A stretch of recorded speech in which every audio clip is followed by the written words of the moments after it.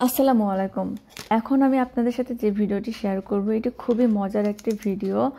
আমাদের মতো বাবা মারা সবসময় টেনশনে থাকে যে বাচ্চাকে কিভাবে পড়াশোনায় মনোযোগী করাবো বা পড়াশোনা শেখাবো।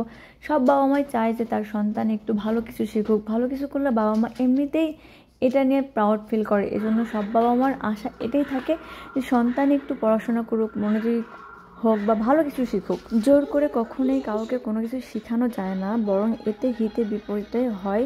এজন্য আমাদের চিন্তা ভাবনা এমনটা হতে হবে যে আমার সন্তানের কোন জিনিসের উপর বেশি আগ্রহ, ওই জিনিসগুলো দিয়েই আমি ওকে ভালো কিছু শেখাবো। এর মাধ্যমে ও নতুন কিছু শিখতে পারবে এবং ওর শেখার আগ্রহটাও অনেক বেড়ে যাবে। আমার সন্তানের কথা যদি আমি বলি তাহলে আমি বলবো আমার ছেলে খুবই গাড়ি পাগল একটা ছেলে।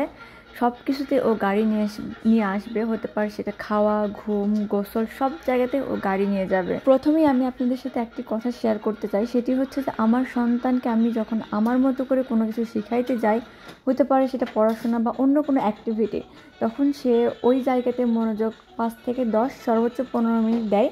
এর উপরেও কখনোই সেখানে থাকে না বা মনোযোগ ধরে রাখে না।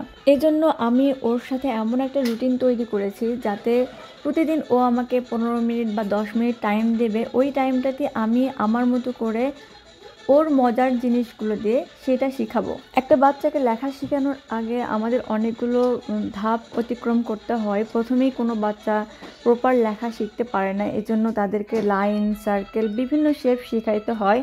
আর এই জার্নিটা আমার ছিল অনেক কঠিন একটা জার্নি, সেটাই আজকে আমি আপনাদের সাথে শেয়ার করব। আমি প্রথমেই বলেছি আমার ছেলে গাড়ি পাগল একটা ছেলে, এজন্য আমি গাড়ি ব্যবহার করে ওকে এই শেপগুলো শিখিয়েছিলাম। আপনাদের সন্তানের যে জিনিসটা অর্থাৎ যে খেলনাটা অনেক বেশি প্রিয়, আপনারাও চেষ্টা করবেন সেই খেলনা দিয়েই বাচ্চাকে বিভিন্ন ধরনের শেপ শেখানোর, তাহলে লেখা শিখতে এটা অনেক বেশি হেল্পফুল হবে। আর এর জন্য প্রথমেই আমি টেবিলের উপরে 2টা পেপার রেখে কস্টেপ দিয়ে অ্যাডজাস্ট করে নিয়েছি। এরপর আমি ওর পছন্দের একটা গাড়িতে কস্টেপ দিয়ে কালার পেন্সিলটাকে ভালো করে অ্যাডজাস্ট করে নেই। এই তো রেডি হয়ে গিয়েছে আমার পুরো প্রসেসটা। এরপর আমি আমার ছেলেকে ডাকছিলাম এবং ও অনেক আগ্রহের সাথে এসেছিল এবং আগ্রহ নিয়েই ড্র করতেছিল। কিন্তু আমি আপনাদেরকে প্রথমেই বলেছিলাম যে আমার সন্তানের মনোযোগ 5 থেকে 10 মিনিট সর্বোচ্চ 15 মিনিট থাকে, এর বেশি ও কখনোই দেয় না। আলহামদুলিল্লাহ আমি অনেক বেশি হ্যাপি, কারণ এই পদ্ধতিটা ব্যবহার করার পরে আমি আমার ছেলেকে বিভিন্ন শেপ শিখাইতে পেরেছি এবং আলহামদুলিল্লাহ ও এখন বর্ণমালা লিখতে পারে। আমার যেহেতু কোনো হেল্পিং হ্যান্ড নেই এবং সব কাজ আমাকে নিজে একা করতে হয়, এজন্য আমি চাইলেও সবসময় সব ভিডিও করে রাখতে পারি না। তারপরও চেষ্টা করি যে কিছু ভিডিও করে রাখার জন্য, আর সেটাই আমি আপনাদের সাথে শেয়ার করি। তো পার্সোনালি অনেকেই আমার কাছে জানতে চেয়েছেন যে বাচ্চাকে কিভাবে পড়াশোনায় বা লেখা শেখাইতে মনোযোগী করব। আমি আপনাদেরকে এটাই বলবো বা এটাই বোঝাইতে চাই যে সন্তানের যে জিনিসের উপর বেশি আগ্রহ সেই পদ্ধতিগুলোই ব্যবহার করুন।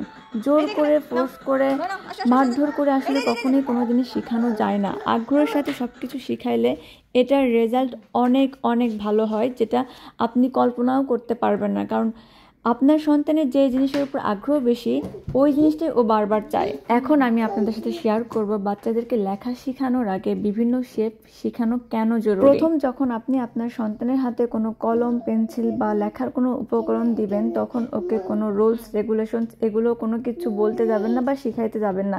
ওকে ওর মতো করে লেখালেখির এই প্রথম ধাপে ও কিন্তু নির্দিষ্ট স্পেসের বাহিরে গিয়ে ড্র করবে। অর্থাৎ আমি যখন আমার সন্তানকে লিখতে দিয়েছিলাম একটা স্পেস অর্থাৎ একটা পেপারে, ও কিন্তু পেপারের বাইরে গিয়েও ড্র করছিল।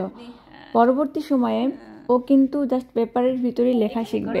এই এলোমেলো আঁকাআঁকি থেকে কিন্তু ও নির্দিষ্ট অঙ্কন করা শিখবে, অর্থাৎ লাইন, সার্কেল, ট্রায়াঙ্গেল, বিভিন্ন শেপ করা শিখবে। আঁকাআঁকির মাধ্যমে কিন্তু শিশুদের কল্পনার জগৎ বৃদ্ধি হয়, অর্থাৎ এখান থেকে ওরা বিভিন্ন শেপ যেমন মাছ, ফুল, এই জিনিসগুলো বুঝতে শেখে এবং নিজে থেকে আঁকার আগ্রহ দেখায়।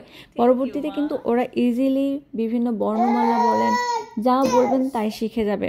সুতরাং লেখা শেখার আগে বাচ্চাদেরকে বিভিন্ন শেপ শেখানোর আগে ওদেরকে আঁকাআঁকিটা শেখান।